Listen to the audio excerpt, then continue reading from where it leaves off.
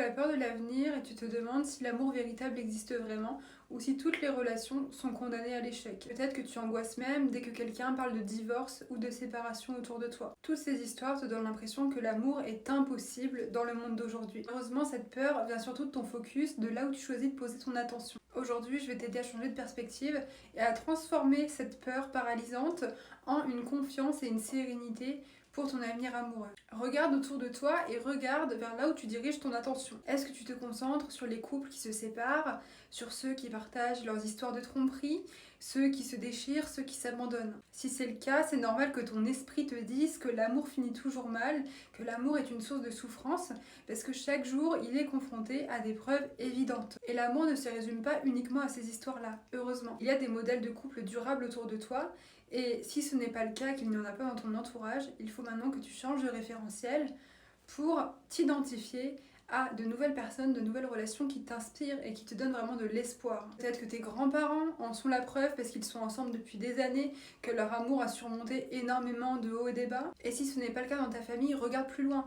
Pense à des amis, pense à des couples de proches, tes voisins. Tu peux même penser à des couples célèbres qui t'inspirent pour vraiment modifier ton référentiel et voir que c'est possible. L'amour existe encore, mais il faut choisir d'y croire et surtout d'en faire ta vérité quotidienne. L'inconnu fait peur, mais il fait aussi grandir. Ce qui nous fait peur par-dessus tout dans une relation amoureuse, c'est l'incertitude que ça puisse se terminer à tout moment. Il n'y a aucune garantie en amour, et tu le sais, je ne vais pas te l'apprendre, on ne peut pas forcer les gens à rester dans notre vie. Alors aimer, c'est terrifiant, parce que ça demande du courage. Tu te demandes, et si je me trompe, et si ça termine encore mal, et si c'est pas pour la vie? Mais ce n'est pas vraiment l'amour qui te fait peur, mais la souffrance qui y est rattachée. Et c'est pour ça que la clé est vraiment de changer de perception.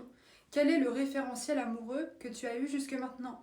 Est-ce que tu as vécu uniquement des relations dans la souffrance? Si c'est le cas, c'est normal qu'aujourd'hui tu n'aies plus d'espoir. Et c'est l'histoire que tu continues de te répéter sur l'amour qui définit ta norme amoureuse. Et même si l'inconnu fait peur, c'est précisément dans l'inconnu qu'on retrouve la beauté de l'amour. Parce que ça veut dire que chaque jour, tu choisis en conscience d'aimer encore et encore ton partenaire. Tu ne le prends pas pour acquis, tu acceptes que tu ne contrôles pas tout. C'est aussi te laisser porter, même quand tu ne sais pas vraiment où ça te mène. Et c'est là que tu grandis. Imagine un instant si tu commençais juste à lâcher prise, à relâcher ce besoin de contrôle et que tu ouvrais pleinement ton cœur à l'amour.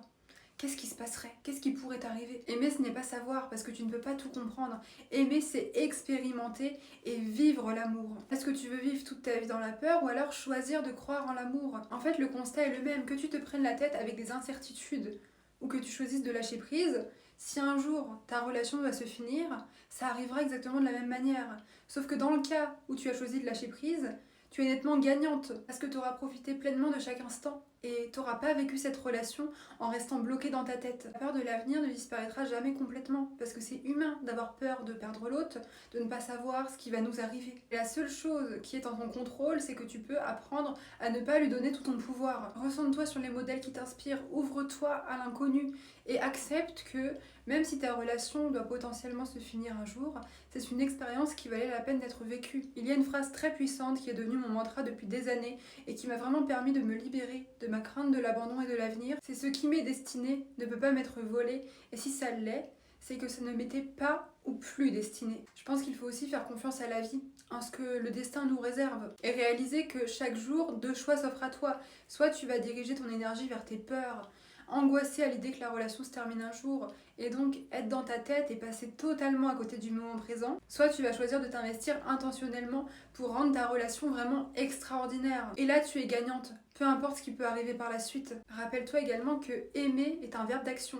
L'amour à lui seul ne suffit pas, c'est-à-dire que chaque jour cette relation elle demande à être cultivée. Si actuellement tu en prends déjà soin et que tu fais de ton mieux tous les jours, tu n'as aucune raison de t'inquiéter. Pour te rassurer, c'est également important que tu partages une vision en commun avec ton partenaire.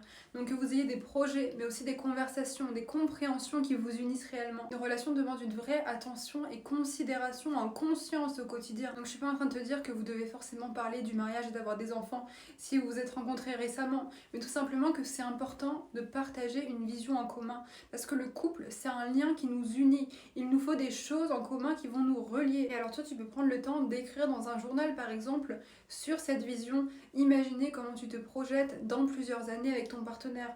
Tout ça, ça peut te permettre de te rassurer en le visualisant, en voyant que c'est possible. Le plus important, c'est vraiment de te rappeler que s'il y a de la sécurité dans ta relation, tu n'as vraiment pas de raison de t'inquiéter et tu souffres beaucoup plus de ton imagination que de la réalité. Donc apprends réellement à te distancer des expériences qu'il y a autour de toi. Arrête de demander conseil à tes amis directement quand ça ne va pas dans ta relation. Tourne-toi vers toi-même et ce que toi tu ressens. Très souvent, tous les sentiments de doute que tu expérimentes sont liés à tes relations passées, aux blessures que tu as pu vivre. Donc il ne faut pas en rajouter en laissant la vérité des autres t'impacter. Tu as assez de la tienne à gérer. Tu es la seule à savoir ce qui est bon pour toi et à pouvoir te rassurer. Parce que si tu n'as pas confiance en toi, tu n'auras jamais confiance en l'avenir de ta relation. Essaye de visualiser l'amour que tu partages avec ton partenaire comme une image mentale qui est vraiment stable, comme une constante dans ta vie. Pense à comment tu te sens en sa présence, comment est-ce que tu ressens l'amour quand tu es avec lui. Et ce sentiment-là, quand tu arrives à t'y connecter, tu te sens vraiment en paix et tu n'as plus peur pour le futur. Parce que ton partenaire peut te répéter qu'il t'aime à longueur de journée, et si tu n'es pas capable de ressentir cet amour en toi, tu n'y croiras jamais. Et malheureusement, il ne peut pas être à ta disposition et te fournir des preuves tangibles de son amour en permanence. Donc c'est à toi de prendre la responsabilité également de ses émotions et de trouver des moyens comme ça de te connecter à tes ressentis pour te rassurer sur le futur de la relation. N'oublie pas que tu dois apprendre à te combler de l'intérieur pour pouvoir recevoir pleinement et correctement l'amour des autres. Si tu ne le reconnais pas déjà en toi-même, tu n'arriveras pas à le reconnaître réellement quand il provient de l'extérieur. Un très bon moyen pour te rassurer également va être de faire la liste de toutes les preuves d'amour qu'il t'a données jusque-là. Qu'est-ce qu'il a fait qui te prouve que tu peux lui attribuer ta confiance. Dès que ça ne va pas et que tu te sens incertaine face à ses intentions, tu vas pouvoir relire cette liste. Et là, tu te rendras compte que ce sont tes peurs et tes projections inconscientes qui te font douter au quotidien et qu'il n'y a pas de raison de s'inquiéter pour votre avenir. N'oublie pas que c'est forcément en affrontant tes peurs que tu peux t'en libérer. Si tu passes ton temps à craindre l'abandon, tu ne vivras jamais pleinement cette relation. Autorise-toi à vivre enfin plutôt que de survivre en te concentrant sur ce que toi tu ressens dans l'instant présent. Parce que le vrai indicateur, c'est ça. Et en appliquant les conseils que je t'ai partagés, tu commenceras à apprécier ta relation pour ce qu'elle est vraiment aujourd'hui et maintenant, plutôt que de la craindre pour ce qu'elle pourrait potentiellement devenir dans le futur. La plupart de nos peurs ne se réalisent jamais. Alors ça paraît quand même fou de se priver d'amour par peur de souffrir. C'est un peu comme si je te disais que je me prive d'aller à l'extérieur parce que j'ai peur qu'il se mette à pleuvoir. C'est inévitable, ça va forcément arriver un jour. Et c'est en l'acceptant que tu peux t'en libérer. Je rencontre tellement de femmes en accompagnement qui me confient qu'elles ont la sensation d'être absentes, de passer à côté de leur relation, parce qu'elles vivent tellement en désaccord avec elles-mêmes, en étant déconnectées de qui elles sont, qu'elles ne peuvent pas se connecter à leur partenaire. 80% de nos pensées sont répétitives et surtout négatives. Alors apprends à t'en distancer, à réaliser que tu n'es pas ton mental et que tu peux reprendre le pouvoir sur elle en t'imprégnant au quotidien de nouveaux modèles qui sont positifs, qui vont vraiment renforcer ce nouvel état d'esprit chez toi. Alors prends la responsabilité de tes blessures, fais en sorte de te rassurer, mais également apprends à avoir de l'espoir à nouveau en l'amour, fais confiance concernant ta vie de couple, parce que tout ce qui doit arriver arrivera au bon moment.